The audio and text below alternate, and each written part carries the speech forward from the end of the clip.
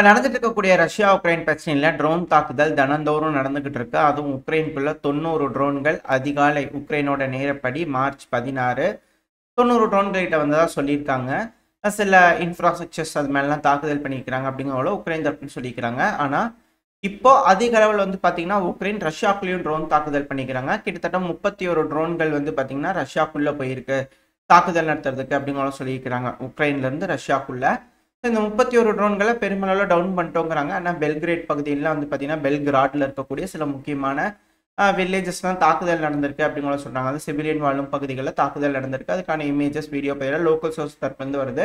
Main stream மீடியாவில் ஏதாவது வந்துச்சுன்னா பார்க்க ஆரம்பிக்கலாம். இருதரப்புலையும் இப்போ மாறி மாறி ட்ரோன் தாக்குதல் பண்ணிக்கிறாங்க அப்படிங்கிறலாம் மாற்று கருத்து இல்லை. இப்போ இந்த சூழ்நிலையில ஃப்ரண்ட் லைன்ல மட்டுமே, அதாவது இதெல்லாம் வந்து களம் அல்லாத தாக்குதல் நடக்கக்கூடிய பகுதிகள்.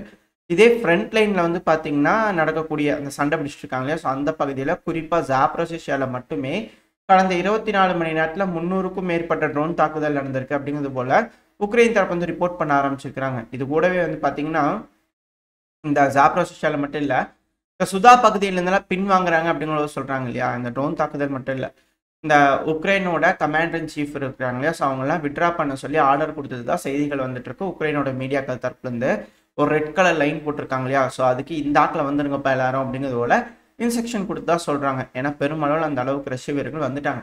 இப்போ அந்த கர்ஸ்க் பையில வந்து பார்த்தீங்கன்னா அப்படியே கைப்படாத ஆயுதங்கள் பலதும் இருக்கு. அதெல்லாம் எடுத்துக்கிட்டு இருக்காங்க. நிறைய ட்ராப் வச்சுட்டு போயிருப்பாங்க. கண்ணி வெடிகள்லாம் இருக்கும்.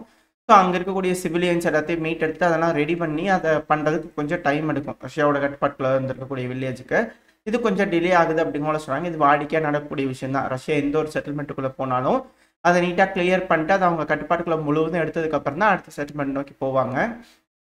ஸோ இப்போ அந்த இடத்த வந்து பார்த்தீங்கன்னா தயார் பண்ணிட்டு இருக்கிறாங்க அப்படிங்கிற புரிஞ்சுக்க முடியுது. ஸோ அங்கே அதிகமான ஆயுதங்கள் இருக்கிறனால, ஏன்னா திடீர்னு விட்டுட்டு ஓடுனதுனால அதிகமான ஆயுதங்கள் இருக்கும். ஸோ இதெல்லாம் வந்து பார்த்தீங்கன்னா இவாக்குவேட் பண்ணி பத்திரமான பொசிஷனுக்கு எடுத்துகிட்டு போய் அதெல்லாம் ரிசர்ச் பண்ணுவாங்க. சில இதெல்லாம் ஸ்கிராப் பண்ணுவாங்க. ஏகப்பட்ட விஷயங்கள் இருக்கும். ஸோ எல்லாத்தையும் ரெடி பண்ணதுக்கப்புறம் தான் இந்த பகுதியிலேருந்து முன்னேறுவாங்க. ஸோ இங்கே ட்ரூப்ஸ் அதிக அளவில் இருப்பாங்க இல்லையா, ஸோ அந்த ட்ரூப்ஸில் சில ட்ரூப்ஸை வந்து பார்த்தீங்கன்னா ரஷ்யா இந்த ஜாப்ரோசிஷியா பகுதியில் ரீடைரக்ட் பண்ணியிருக்கிறாங்க அப்படிங்கிற சொல்லப்பட்டு வருது. ஸோ இது போல் திடீர்னு தாக்குதல் 300 ட்ரோன்கள் பல்வேறு வகையான ட்ரோன்களை யூஸ் பண்ணி தாக்குதல் பண்ணுறாங்க. அப்படிங்கும்போது இந்த இடத்துல களத்தில் வந்து பார்த்தீங்கன்னா இன்டென்ஸான அட்டாக் ரஷ்ய தரப்பு வந்து ஜாப்ரோசிஷியா பகுதியில் காட்டுறாங்க. கூடிய சீக்கிரத்தை இந்த பகுதியிலேருந்து முன்னேறி போய் பல இடங்களை பிடிச்சிருக்கிறாங்க ரஷ்யா அப்படின்னு சொன்னாலும் ஆச்சரியப்படுறதுக்குல. ஸோ என்ன நடக்க போகுது அப்படிங்கிறத பார்க்கலாம். உக்ரைனுக்கு இக்கட்டான சூழ்நிலை தான். ஆள்க இல்லை அப்படிங்கிறது போல பல விஷயங்கள் வந்துகிட்டு இருக்கு, சண்டை பிடிக்கிறதுக்கு ஆளுங்க இல்லைன்னு சொல்லிட்டு. ஆனால் டிசிசி எம்ப்ளாயிஸ் ஃபுல் ஸ்விங்கில் ஆள் பிடிக்கிற வண்டி பார்த்தீங்கன்னா உக்ரைனில் பல இடங்களையும் பிடிச்சிட்டு இருக்காங்க. அதுக்கான வீடியோ பதிவுகள் பலதும் வந்துகிட்டு இருக்கு. இப்படி இருக்கக்கூடிய சூழ்நிலையில் மேற்குலக நாடுகள், அதுவும் குறிப்பாக யூகே தரம்லாம் வந்து பார்த்தீங்கன்னா சொல்லிட்டாங்க. ஸ்டார்மர் அவர்கள், யூகேவோட பிரைம் மினிஸ்டர், 10,000 வீரர்களை உக்ரைனுக்கு பாதுகாப்புக்காக நாங்கள் அனுப்புகிறோங்க, பீஸ் கீப்பிங் ஃபோர்ஸ் அனுப்பித்தான் தீரும் அப்படிங்கிறத வந்து பார்த்தீங்கன்னா அவங்க தரப்புன்னு சொல்லிக்கிறாங்க. மொத்தம் 29 நாடுகள் இணைஞ்சு முடிவெடுத்துக்கிறாங்க ஒரு ஃபோர்ஸை உருவாக்கி உக்ரைனுக்கு அனுப்பலாம் அப்படிங்கிறது போல. ஸோ அதில் 10,000 வீரர்கள் யூகேவோட வீரர்கள். இதுக்கப்புறம் என்னென்ன நாடுகள் எந்தெந்த வீரர்கள் அனுப்புகிறாங்க, இதெல்லாம் ஃபர்ஸ்ட் பேட்ச் தான். தொடங்கிறதுக்கு தான் தயக்கம். ஒன்ஸ் அதை செஞ்சுட்டாங்கன்னா அடுத்தடுத்த பேட்ச் ரெடி பண்ணி உள்ள அனுப்பிட்டே இருப்பாங்க. அதில் எந்த ஒரு இதுவும் இல்லை. ஏன்னா யூகே மட்டும்னா 10,000 வீரர்கள் அப்படிங்கும்போது சிறுசா தெரியும். மொத்தம் 29 நாடுகள் இருக்காங்க. ஸோ ஆளுக்கு 1000 பேர் பேலன்ஸ் இருக்கிற நாடுகளை, சின்ன சின்ன நாடுகளை சின்ன சின்னதாக ராணுவ தரப்புனாலேயே ஒரு 29,000 கிட்ட வருது. பிரான்ஸ், ஜெர்மனி, யூகே இவங்கெல்லாம் 10,000 போட்டாலே ஒரு 50,000 வீரர்கள் ஒரு அடிசலில் வந்து பார்த்தீங்கன்னா அனுப்பிடுவாங்க. ஸோ இப்படி அடிசலாக அனுப்ப ரஷ்யா வந்து பார்த்தீங்கன்னா திருப்பி போட்டு அடுத்த அடிசல் வாங்கப்பா அப்படிங்கிற வெயிட் பண்ணிக்கிட்டு இருப்பாங்க அடிச்சு சாப்பிட்டுட்டு. ஸோ இது போல விஷயங்கள் நடக்கத்தான் செய்யும். இது நம்ம பார்த்துட்டு இருக்கேன். ஏன்னா உக்ரைன் வந்து அடிசலாக இப்படி பிடிச்சிட்டு போகிறாங்க. அதுக்கப்புறம் அடுத்த அடிசல் வேணும் அப்படிங்கிறவங்கள கேட்குறாங்க இல்லையா உக்ரைன் தரப்பு வந்து. இதே போல் இதுக்கப்புறம் மேற்கு நாடுகள், அதாவது குறிப்பாக இந்த 29 நாடுகள் யூகே தரப்ப சொன்னாங்க இல்லையா, ஸோ அது போல் நாடுகளில் நடந்தால் ஆச்சரியப்படுறதுக்குலாம் ரஷ்யாவில் அகமத் பெட்டாலியன், ஸோ அவங்கள மிக பெருமளவில் தயார் நிலையில் இருக்கிறாங்க. அவங்களும் மிக பெருமளவில் ஃப்ரண்ட் லைன் அனுப்பிச்சிட்டு இருக்காங்க. ரெண்டாவது 1.5 லட்சம் வீரர்கள் ரஷ்ய தரப்பு வந்து புதுசாக ரெக்ரூட் பண்ணுறாங்க அப்படின்ற குற்றச்சாட்டுகள் உக்ரைன் தரப்பு வந்து வச்சுருந்தாங்க. திமித்ரி மெதோதியா அவர்கள் கூட வந்து பார்த்தீங்கன்னா சமீபத்தில் சொல்லியிருந்தாரு, அதிக அளவில் வந்து பார்த்தீங்கன்னா ரஷ்யா வீரர்களாக வர்றதுக்கு ரஷ்யா மக்கள் விருப்பப்படுறாங்க அப்படிங்கிறது போல். அது மட்டும் இல்லாமல் 83% இப்போ வரைக்கும் வந்து பார்த்தீங்கன்னா ரஷ்ய அதிபரான விளாடிமிர் புட்டின் அவர்களுக்கு இருக்குது அப்படிங்கிறது போல சொல்லப்பட்டு வருது. இந்த வாக்கெடுப்பு இருக்கும் இல்லையா, அதாவது இந்த போலிங் பண்ணுவாங்க இல்லையா, ஸோ அந்த போலிங்கில் வந்து பார்த்தீங்கன்னா சும்மா நீங்கள் என்ன நினைக்கிறீங்க அப்படிங்கிற கேட்டிருப்பாங்க இல்லையா, ஸோ அந்த இதில் வந்து பார்த்தீங்கன்னா 83% இருக்குது அப்ரூவல் ரேட்டிங் அப்படிங்கிற சொல்லிட்டு இருக்காங்க. ஸோ இப்போ வரைக்கும் அவரோட முடிவுக்கு எந்த ஒரு சிக்கல் இருக்கிற மாதிரி தெரியல. ரஷ்யாவில் பெருமளவில் அதிருப்தி இருக்கிற மாதிரி தெரியல. ஒன்ஸ் இந்த மேற்குலக நாடுகளில் உள்ள வந்து இது பெருமளவில் சேர்ன் ஆகும்போது இந்த பிரச்சனை வரும்போது எப்படி ரியாக்ஷன்ஸ் இருக்குது அப்படிங்கிற போல வெயிட் பண்ணி பார்க்கணும். இது யூரோப்புக்கும் அதே நிலைமை தான். அங்கே இருக்கக்கூடிய மக்களை எப்படி ரியாக்ட் பண்ண போகிறாங்க அப்படிங்கிறத வெயிட் பண்ணி பார்க்கணும். இது இங்கே இருக்கக்கூடிய விஷயங்கள்.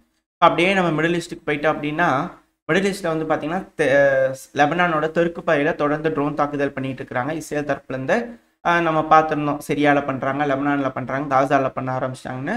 ஸோ எல்லா இடத்துலையும் வந்து பார்த்திங்கன்னா இஸ்ரேல் விளையாடிக்கிட்டு இருக்கிறாங்க அப்படிங்கிற மாற்று கருத்து இல்லை. அதே போல் வந்து பார்த்திங்கன்னா யமன் ஹவுதீஸில் தாக்குதல் நடந்துச்சு இல்லையா?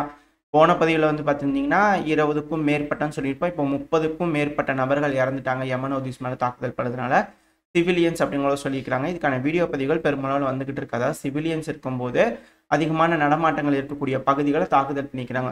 அதே அமெரிக்கா கிட்ட கேட்டோம்னா, எங்க அவங்க சிவிலியனாக தான் இங்கே இணைஞ்சிருக்கிறாங்க, அப்புறம் எங்களுக்கு நாங்கள் என்ன பண்ணுறது, அங்கே தான் ஆயுதம்லாம் பதுக்கி வச்சுருந்தாங்க, அதனால் நாங்கள் தாக்குதல் பண்ணுறோம்.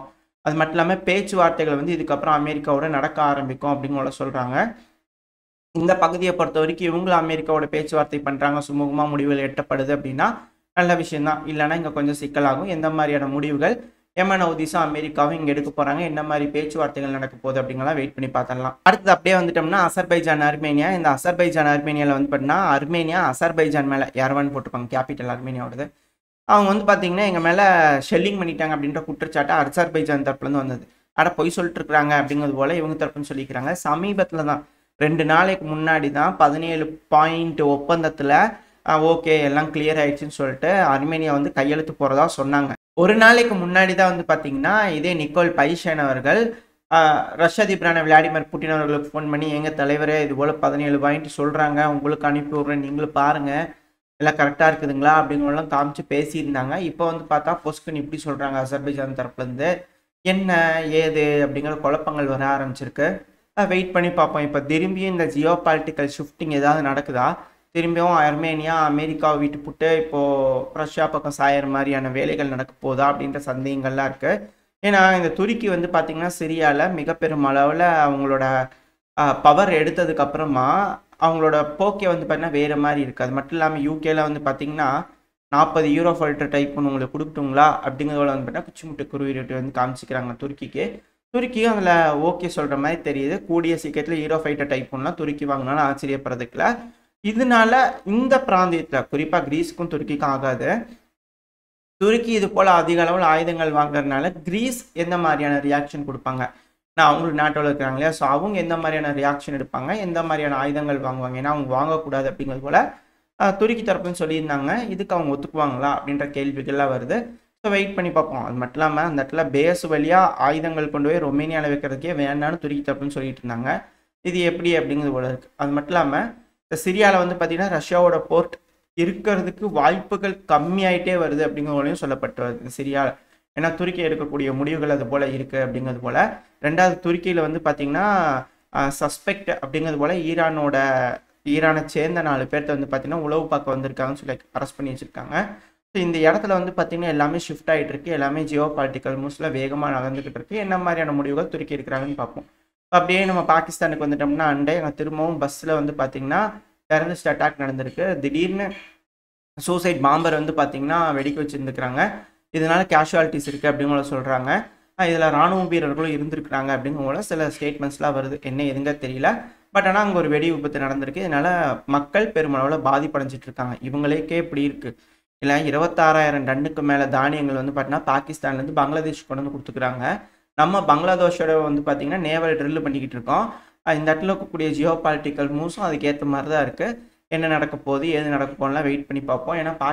ஏன்னா இந்த கருங்கடலில் வந்து பார்த்திங்கன்னா தானிய ஏற்றுமதின்னு சொல்லி தான் அதிகமான ஆயுதங்கள் உக்ரைனுக்கு வந்து இறங்குதுன்ற குற்றச்சாட்டு ரஷ்ய தரப்பு வைக்கிறாங்க. இப்போ அதே போல் பாகிஸ்தான் தானிய ஏற்றுமதின்னு ஆயுதங்களை கொண்டு வந்து கொடுத்துருவாங்களா அப்படின்ற சந்தேகனோட சில அனலிஸ்ட் வந்து பார்த்துக்கிட்டு இருக்காங்க.